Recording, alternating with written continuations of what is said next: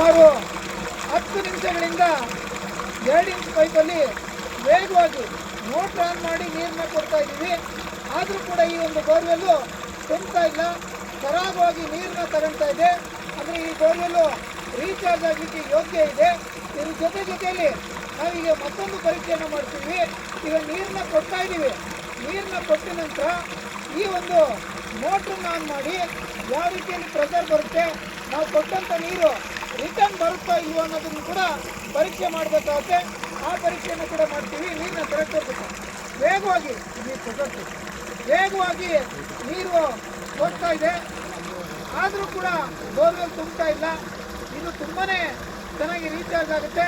Sir ಎಷ್ಟು 505 ಅಡಿ ಆಳದ ಒಂದು ಬೋರ್ವೆಲ್ ಇದು. ನೋಡೋಣ ಇನ್ನೂ ಎಷ್ಟು ಸಮಯ ನೀರನ್ನ ತಗೊಳುತ್ತೆ ಅಂತೇಳಿ. ನಮಗೆ ಪಕ್ಕದಲ್ಲಿ ಮಳೆಗಾಲ ಆಗಿರೋದ್ರಿಂದ ಕೃಷಿ ಹೊಂಡದಲ್ಲಿ ಸಾಕಷ್ಟು ನೀರಿದೆ. ಆ ನೀರನ್ನ ಸರಾಗವಾಗಿ ರೀಚಾರ್ಜನ್ನು ಮಾಡ್ತಾ ಇದ್ವಿ. ಈ ಒಂದು ಪರೀಕ್ಷೆ ಮುಗಿದ ನಂತರ ಮತ್ತೊಂದು ಪರೀಕ್ಷೆಯನ್ನು ಮಾಡಬೇಕಾಗುತ್ತೆ. ಅದನ್ನು ಕೂಡ ನಿಮಗೆ ತೋರಿಸ್ತಾ ಇದ್ದೆ. ಆತ್ಮೀಯ ರೈತ ಬಾಂಧವರೇ, ಇವತ್ತು ನಾವು ಮೈಸೂರು ಜಿಲ್ಲೆ ನಂಜನಗೂಡಿಗೆ ಪ್ರಯಾಣವನ್ನು ಬೆಳೆಸ್ತಿದ್ವಿ. ನಂಜನಗೂಡಿನಲ್ಲಿ ಒಬ್ಬ ರೈತರು ಕರೆ ಮಾಡಿ ನಮ್ಮ 2 ಬೋರ್ವೆಲ್ಗಳನ್ನ ರೀಚಾರ್ಜ್ ಮಾಡಿಕೊಡಿ ಅಂತೇಳಿ ಕೇಳ್ಕೊಂಡಿದ್ದಾರೆ. ಹಾಗಾಗಿ ಇವತ್ತು ನಮ್ಮ ಪ್ರಯಾಣ ನಂಜನಗೂಡಿಗೆ.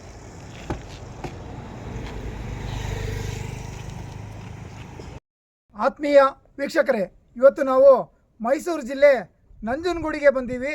ನಂಜನಗೂಡಿನಲ್ಲಿ ನಮ್ಮ HS ರವಿರವರು ಪ್ರಗತಿಪರ ರೈತರು. ಇವರು ನಮ್ಮ 2 ಬೋರ್ವೆಲ್ಗಳಲ್ಲಿ ಬೇಸಿಗೆಯಲ್ಲಿ ನೀರು ಕಡಿಮೆ ಆಗಿಬಿಡುತ್ತೆ, ರೀಚಾರ್ಜ್ ಮಾಡಬೇಕು, ನೀವು ಬಂದು ಸ್ಥಳ ಪರಿಶೀಲನೆಯನ್ನು ಮಾಡಿ ನಮ್ಮ 2 ಬೋರ್ವೆಲ್ಗಳನ್ನ ರೀಚಾರ್ಜ್ ಮಾಡಿಕೊಡಿ ಅಂತೇಳಿ ಕೇಳ್ಕೊಂಡಿದ್ದಾರೆ. ನಾವಿವತ್ತು ಈ ಒಂದು ನಂಜನಗೂಡಿಗೆ ಬಂದು ಅವ್ರ ಜಮೀನನ್ನ ಪರಿಶೀಲನೆಯನ್ನು ಮಾಡ್ತಿದ್ದೀವಿ. ಇವತ್ತು ಯಾವ ರೀತಿಯಲ್ಲಿ 2 ಬೋರ್ಗಳನ್ನ ಪರಿಶೀಲನೆ ಮಾಡ್ತೀವಿ, ಪರೀಕ್ಷೆಯನ್ನು ಮಾಡ್ತೀವಿ, ಯಾವ ರೀತಿ ರೀಚಾರ್ಜ್ ಮಾಡ್ತೀವಿ ಅನ್ನೋದನ್ನು ನೋಡೋಣ ಸ್ನೇಹಿತರೆ. ಅದಕ್ಕಿಂತ ಮೊದಲು ಯಾರೆಲ್ಲ ನಮ್ಮ ಚಾನಲ್ನ ಹೊಸದಾಗಿ ನೋಡ್ತೀರೋ ಅವರು ಕೂಡಲೇ ನಮ್ಮ ಚಾನಲ್ನ ಸಬ್ಸ್ಕ್ರೈಬ್ ಮಾಡಿ ಬೆಲ್ ಬಟನ್ ಒತ್ತೋದ್ರ ಮೂಲಕ ಈ ರೀತಿ ನೂರಾರು ಬೋರ್ವೆಲ್ ರೀಚಾರ್ಜ್ಗಳ ವಿಡಿಯೋಗಳನ್ನು ನೋಡಿ ಅಂತೇಳಿ ನಿಮ್ಮಲ್ಲಿ ಕೇಳ್ಕೊಳ್ತೀನಿ ಸ್ನೇಹಿತರೆ. ಬನ್ನಿ ಈಗ ನಾವು HS ರವಿ ಅವ್ರನ್ನ ಮಾತಾಡ್ಸೋಣ. ಸರ್, ನನ್ನ ಹೆಸರು ರವಿ ಅಂತ, ನಂಜನಗೂಡು. ನಾನು ರೈತ. ನನಗೆ ಬೋರ್ವೆಲ್ಲಲ್ಲಿ ನೀರು ಕಡಿಮೆ ಆಯಿತು, ಬೇಸಿಗೆಯಲ್ಲಿ ತುಂಬ ನೀರು ಕಡಿಮೆ ಆದ್ರಿಂದ ನಾನು ರಮೇಶ್ ಗೌಡ್ರನ್ನ ಯೂಟ್ಯೂಬಲ್ಲಿ ನೋಡಿಬಿಟ್ಟು ಇವತ್ತು ನನಗೆ ಬೋರ್ವೆಲ್ ರೀಚಾರ್ಜ್ ಮಾಡಿ ಅಂತ ಕರೆಸಿದ್ದೀನಿ ಸರ್. ಈಗ ರೀಚಾರ್ಜ್ ಮಾಡೋದಕ್ಕೆ ಅವರು ಬಂದಿದ್ದಾರೆ. ನಾನು ಯೂಟ್ಯೂಬಲ್ಲಿ ಸಾಕಷ್ಟು ನೋಡಿದ್ದೆ ಇವ್ರ ಬಗ್ಗೆ, ಆದ್ದರಿಂದ ನಾನು ಕರೆಸಿದ್ದೀನಿ ಸರ್. ಇವಾಗ ರೀಚಾರ್ಜ್ ಮಾಡೋಕ್ಕೆ ನೀವು ನನ್ನ ಮೇಲೆ ನಂಬಿಕೆ ಇಟ್ಟು ಕರೆದೀರಾ. ನಾನು ರೀಚಾರ್ಜ್ ಮಾಡೋಕ್ಕಿಂತ ಮೊದಲು ನಿಮ್ಮ ಬೋರ್ವೆಲ್ಲು ರೀಚಾರ್ಜಿಗೆ ಯೋಗ್ಯನಾ ಅಂತೇಳಿ ಪರೀಕ್ಷೆ ಮಾಡ್ತೀನಿ. ಯಾಕೆಂದರೆ ಸಾಕಷ್ಟು ಬೋರ್ವೆಲ್ಲು ರೀಚಾರ್ಜಿಗೆ ಯೋಗ್ಯ ಇರಲ್ಲ. ಅದು ಕೂಡ ಮಳೆಗಾಲದಲ್ಲೇ ಪರೀಕ್ಷೆ ಮಾಡೋದು ತುಂಬಾ ಸೂಕ್ತ. ಯಾಕೆಂದರೆ ಮಳೆಗಾಲದಲ್ಲಿ ಭೂಮಿಯಲ್ಲಿ ಒತ್ತಡ ಇರುತ್ತೆ, ನಮಗೆ ರೀಚಾರ್ಜ್ ಮಾಡಲಿಕ್ಕೆ ನೀರು ಸಿಗೋದು ಕೂಡ ಮಳೆಗಾಲದಲ್ಲಿ. ಹಾಗಾಗಿ ನಿಮ್ಮ 2 ಬೋರ್ವೆಲ್ಗಳನ್ನು ರೀಚಾರ್ಜ್ ಆಗಲಿಕ್ಕೆ ಯೋಗ್ಯ ಇದೆಯಾ ಇಲ್ವಾ ಅಂಥೇಳಿ ನಿಮಗೆ ನಿಮ್ಮ ಕೃಷಿ ಹೊಂಡದಿಂದ ನೀರನ್ನ ಬಿಟ್ಟು ಪರೀಕ್ಷೆಯನ್ನು ಮಾಡಿ ನಂತರದಲ್ಲಿ ರೀಚಾರ್ಜನ್ನು ಮಾಡಿಕೊಡ್ತೀನಿ. ಖಂಡಿತವಾಗ್ಲೂ ನಿಮಗೆ ಬೇರೆ ರೈತರುಗಳು ಕೂಡ ಇದು ಗೊತ್ತಾಗಲಿ ಅಂತೇಳಿ ವಿಡಿಯೋ ಕೂಡ ಮಾಡ್ತಾಯಿದ್ವಿ. ಬನ್ನಿ ರೀಚಾರ್ಜನ್ನು ಪರೀಕ್ಷೆ ಮಾಡೋಣ ಸ್ನೇಹಿತರೆ. 2.5 ಇಂಚು ಪೈಪ್, 2 ಇಂಚು ಪೈಪಲ್ಲಿ ವೇಗವಾಗಿ ನೀರು ಬರ್ತಾ ಇದೆ. ಆದರೂ ಕೂಡ ಈ ಒಂದು ಬೋರ್ವೆಲ್ಲು ಇದಿನ್ನೂ ಆಗಸ್ಟ್ ತಿಂಗಳು, ಮಳೆಗಾಲ ಆದರೂ ಕೂಡ ನೀರನ್ನು ವೇಗವಾಗಿ ತಗೊಳ್ತಾ ಇದೆ. ಈ ರೀತಿಯಲ್ಲಿ ನೀರು ತಗೊಳ್ಳೋದು ಬೋರ್ವೆಲ್ ರೀಚಾರ್ಜ್ಗೆ ತುಂಬ ಸೂಕ್ತ. ಯಾಕೆಂದರೆ ಮಳೆಗಾಲದಲ್ಲಿ ಭೂಮಿಯಲ್ಲಿ ನೀರಿನ ಒತ್ತಡ ಇರುತ್ತೆ. ಆ ಸಂದರ್ಭದಲ್ಲಿ ನೀರು ತಗೊಳ್ಳೋದು ಕಷ್ಟ ಇರುತ್ತೆ. ಆದರೆ ಈ ಒಂದು ಬೋರ್ವೆಲ್ಲು ತುಂಬಾ ವೇಗವಾಗಿ ನೀರನ್ನ ಕೊಟ್ಟರು ಕೂಡ ನೀರನ್ನು ತಗೊಳ್ತಾ ಇದೆ. ಹಾಗಾಗಿ ಈ ಒಂದು ಬೋರ್ವೆಲ್ಲು ರೀಚಾರ್ಜಿಗೆ ತುಂಬ ಯೋಗ್ಯವಾಗಿ ಕಾಣ್ತಾ ಇದೆ. ಇನ್ನು ಎಷ್ಟು ಸಮಯ ಇದು ನೀರನ್ನ ತಗೊಳುತ್ತೆ ಅಂತೇಳಿ ನಾವು ನೋಡಬೇಕಾಗಿದೆ. ನೋಡಿದ ನಂತರ ನಿರ್ಧಾರವನ್ನು ಮಾಡೋಣ ಸ್ನೇಹಿತರೆ. ನೀನು ಅಡ್ಡ ಬರ್ಬೇಡ ಪೈಪಿಗೆ. ಸುಮಾರು 10 ನಿಮಿಷಗಳಿಂದ 2 ಇಂಚ್ ಪೈಪಲ್ಲಿ ವೇಗವಾಗಿ ಮೋಟ್ರ್ ಆನ್ ಮಾಡಿ ನೀರನ್ನ ಕೊಡ್ತಾ ಇದ್ದೀವಿ. ಆದರೂ ಕೂಡ ಈ ಒಂದು ಬೋರ್ವೆಲ್ಲು ತುಂಬ್ತಾ ಇಲ್ಲ, ಸರಾಗವಾಗಿ ನೀರನ್ನ ತಗೊಳ್ತಾ ಇದೆ. ಅಂದರೆ ಈ ಬೋರ್ವೆಲ್ಲು ರೀಚಾರ್ಜ್ ಆಗಲಿಕ್ಕೆ ಯೋಗ್ಯ ಇದೆ. ಇದ್ರ ಜೊತೆಯಲ್ಲಿ ನಾವೀಗ ಮತ್ತೊಂದು ಪರೀಕ್ಷೆಯನ್ನು ಮಾಡ್ತೀವಿ. ಈಗ ನೀರನ್ನ ಕೊಡ್ತಾ ಇದ್ದೀವಿ. ನೀರನ್ನ ಕೊಟ್ಟ ನಂತರ ಈ ಒಂದು ಮೋಟ್ರನ್ನ ಆನ್ ಮಾಡಿ ಯಾವ ರೀತಿಯಲ್ಲಿ ಪ್ರೆಷರ್ ಬರುತ್ತೆ, ನಾವು ಕೊಟ್ಟಂಥ ನೀರು ರಿಟರ್ನ್ ಬರುತ್ತಾ ಇಲ್ವೋ ಅನ್ನೋದನ್ನು ಕೂಡ ಪರೀಕ್ಷೆ ಮಾಡಬೇಕಾಗುತ್ತೆ. ಆ ಪರೀಕ್ಷೆಯನ್ನು ಕೂಡ ಮಾಡ್ತೀವಿ. ನೀರನ್ನ ಕರೆಕ್ಟ್ ಹೋಗ್ಬೇಕು. ವೇಗವಾಗಿ ವೇಗವಾಗಿ ನೀರು ಹೋಗ್ತಾ ಇದೆ, ಆದರೂ ಕೂಡ ಬೋರ್ವೆಲ್ ತುಂಬ್ತಾ ಇಲ್ಲ. ಇದು ತುಂಬಾ ಚೆನ್ನಾಗಿ ರೀಚಾರ್ಜ್ ಆಗುತ್ತೆ.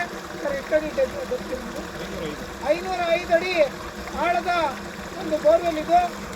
ನೋಡೋಣ ಇನ್ನೂ ಎಷ್ಟು ಸಮಯ ನೀರನ್ನ ತಗೊಳುತ್ತೆ ಅಂತೇಳಿ. ನಮಗೆ ಪಕ್ಕದಲ್ಲಿ ಮಳೆಗಾಲ ಆಗಿರೋದ್ರಿಂದ ಕೃಷಿ ಹೊಂಡದಲ್ಲಿ ಸಾಕಷ್ಟು ನೀರಿದೆ. ಆ ನೀರನ್ನ ಸರಾಗವಾಗಿ ರೀಚಾರ್ಜನ್ನು ಮಾಡ್ತಾ ಇದ್ದೀವಿ. ಈ ಒಂದು ಪರೀಕ್ಷೆ ಮುಗಿದ ನಂತರ ಮತ್ತೊಂದು ಪರೀಕ್ಷೆಯನ್ನು ಮಾಡಬೇಕಾಗುತ್ತೆ. ಅದನ್ನು ಕೂಡ ನಿಮಗೆ ತೋರಿಸ್ತಿರ್ತೇವೆ.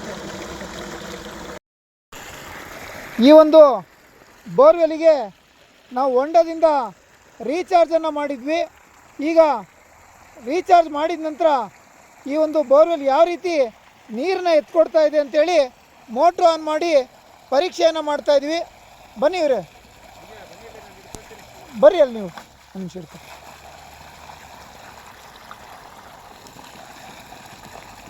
ಸರ್ ಇಷ್ಟೇ ಬರ್ತಿತ್ತಾ, ಇನ್ನು ಜಾಸ್ತಿ ಬರ್ತಿತ್ತಾ?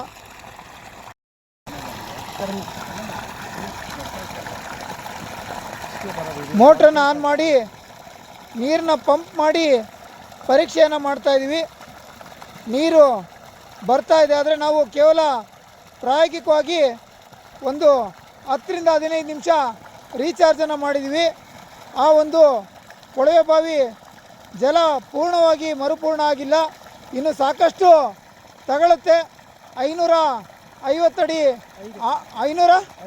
505 ಅಡಿ ಆಳದ ಬೋರ್ವೆಲ್ ಇದಾಗಿದೆ. ಗಂಟೆಗಟ್ಟಲೆ ನೀರು ಕೊಟ್ಟರು ಕೂಡ ಇದು ತಗೊಳುತ್ತೆ. ಇದರಲ್ಲಿ ಸಾಕಷ್ಟು ದೊಡ್ಡ ಗ್ಯಾಪ್ಗಳಿದೆ.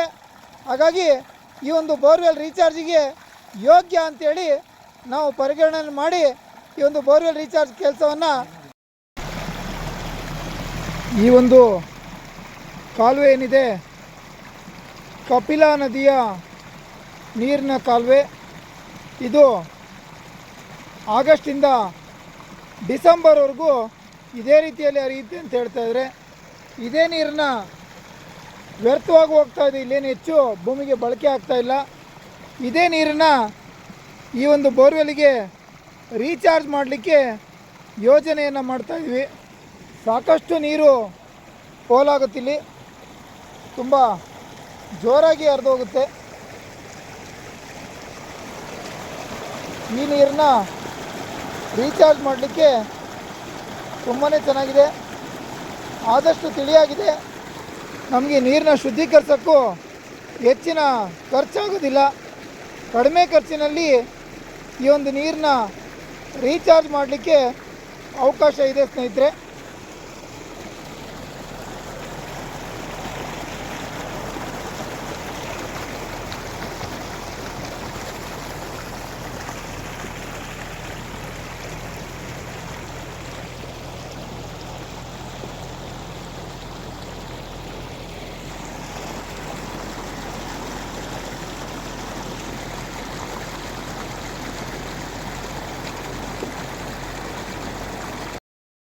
ಕೇಸಿಂಗ್ ಪೈಪಿಗೆ ರಂಧ್ರವನ್ನು ಹಾಕ್ತಕ್ಕಂಥ ಕೆಲಸವನ್ನು ನಮ್ಮ ಸಿಬ್ಬಂದಿಗಳು ಮಾಡ್ತಾ ಇದ್ದಾರೆ.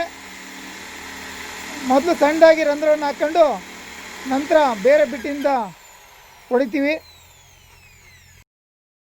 ಕೇಸಿಂಗ್ ಪೈಪಿಗೆ ರಂಧ್ರವನ್ನು ಹಾಕಿದ ನಂತರ ಮೊದಲನೇ ಲೇಯರ್ ಆಗಿ ಅಕ್ವಾಮೆಸ್ಸನ್ನು ಸುತ್ತಿ ಗಟ್ಟಿಯಾಗಿ ಈ ರೀತಿಯಲ್ಲಿ 2 ಸುತ್ತು ಅಕ್ವಾಮೆಸ್ಸನ್ನು ಸುತ್ತಿ ನೈಲಾನ್ ಹಗ್ಗದಿಂದ ಗಟ್ಟಿಯಾಗಿ ಕಟ್ತಕ್ಕಂಥ ಕೆಲಸವನ್ನು ಮಾಡ್ತಾ ಇದ್ದೀವಿ. ಅಕ್ವಾಮೆಸ್ಸನ್ನು ಸುತ್ತಿದ ನಂತರ ನೈಲಾನ್ ಮೆಸ್ಸನ್ನು 2 ಸುತ್ತು ಸುತ್ತಿ ನೈಲಾನ್ ಹಗ್ಗದಿಂದ ಕಟ್ತಕ್ಕಂಥ ಕೆಲಸವನ್ನು ಮಾಡ್ತಾ ಇದ್ದೀವಿ. ಏಕೆಂದರೆ ಇದು ಕೂಡ ನೀರಿನಲ್ಲಿರ್ತಕ್ಕಂಥ ಮಣ್ಣಿನ ಅಂಶವನ್ನು, ಕಸವನ್ನು ಎಲ್ಲದನ್ನು ಕೂಡ ಫಿಲ್ಟ್ರ್ ಮಾಡಲಿಕ್ಕೆ ಸಾಕಷ್ಟು ಸಹಾಯ ಮಾಡುತ್ತೆ. ಹಾಗಾಗಿ 2ನೇ ಲೇಯರ್ ಆಗಿ ನೈಲಾನ್ ಮೆಸ್ಸನ್ನು ಸುತ್ತುತ್ತಾ ಇದ್ದೀವಿ ಸ್ನೇಹಿತರೆ. ನೈಲಾನ್ ಮೆಸ್ಸನ್ನು ಸುತ್ತಿದ ನಂತರ ಮೂರನೇ ಲೇಯರ್ ಆಗಿ HDP ನೆಟ್ಟನ್ನು 2 ಸುತ್ತು ಸುತ್ತಿ ಗಟ್ಟಿಯಾಗಿ ನೈಲಾನ್ ಹಗ್ಗದಿಂದ ಕಟ್ತಕ್ಕಂಥ ಕೆಲಸವನ್ನು ಮಾಡ್ತಾಯಿದ್ದಾರೆ. ಏಕೆಂದರೆ ಮೊದಲು ಅಕ್ವಾ ಮೆಸ್ಸು, ನಂತರ ನೈಲಾನ್ ಮೆಸ್ಸು, HDP ನೆಟ್ಟು ಈ ಮೂರು ಸೇರಿ ನೀರಿನಲ್ಲಿ ಮಿಶ್ರಣವಾಗಿ ಬರ್ತಕ್ಕಂಥ ಕಡ್ಡಿ ಕಸ, ನೀರಿನಲ್ಲಿರ್ತಕ್ಕಂಥ ಮಣ್ಣಿನ ಅಂಶವನ್ನು ತಡೆಯೋದಕ್ಕೆ ಸಹಾಯವಾಗುತ್ತೆ. 3 ಮೆಸ್ಸನ್ನು ಕಟ್ಟೋದ್ರಿಂದ ನೀರು ತಿಳಿಯಾಗಿ ಬೋರ್ವೆಲ್ ಒಳಗಡೆ ರೀಚಾರ್ಜ್ ಆಗಲಿಕ್ಕೆ ಸಹಾಯ ಆಗುತ್ತೆ ಸ್ನೇಹಿತರೆ.